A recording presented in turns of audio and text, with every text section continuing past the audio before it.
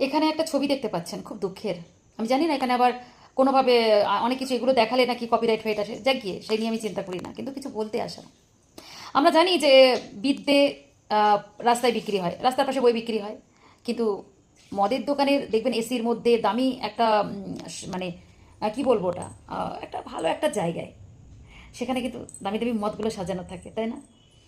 তো তারপরে ধরুন দেখবেন আমাদের মানে রেস্টুরেন্টে গিয়ে খেলে মানে তখন আর পয়সার হিসেব থাকে না, কিন্তু কোনো রাস্তায় ফুটপাতে বা কোনো কিছু মানুষের কাছ থেকে জিনিস কিনলে তখন আমাদের ভীষণ ব্যথা লাগে, তাদের কাছ থেকে আমরা কনসিডার চাই, মানে এটা কম দামে হবে দাদা, ওটা কম দামে হবে দাদা, মানে তাদের সাথে মানে বার্গেনিংটা করি আর কি।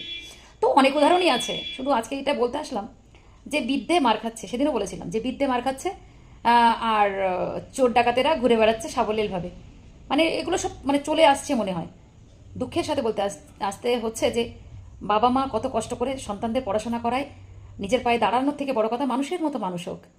আর স্কুলের টিচার মানে শিক্ষক মানে গুরু মানে ভগবান, তারপর বাবা মা, তারপরে গুরু, একটা একটা জায়গা, সেই গুরুকে মারা হচ্ছে, দেখতে পাচ্ছেন? আর চোর ডাকাত মানে যারা রয়েছে মানে তারা ঘুরে বেড়ায় সাবলীল, দেখবেন কি সুন্দর, তারা জেল খেটে আসুক, মার খাক ধাক, তারা আবার বুকের পাটা উঁচু করে ঘুরে বেড়ায়। তো কি অবস্থা, কোথায় আছি আমরা, প্রশ্ন একটাই, কোথায় আছি আমরা? কাঁদবো না, কষ্টে আছি, কেন বলুন তো? আগামী প্রজন্মকে কিভাবে জোর করে পড়তে বসাবেন? দুঃখ এটাই যে তাদের বলতে পারবো না যে পড়তে বস, পড়তে পড়লে এই হবি, ওই হবি।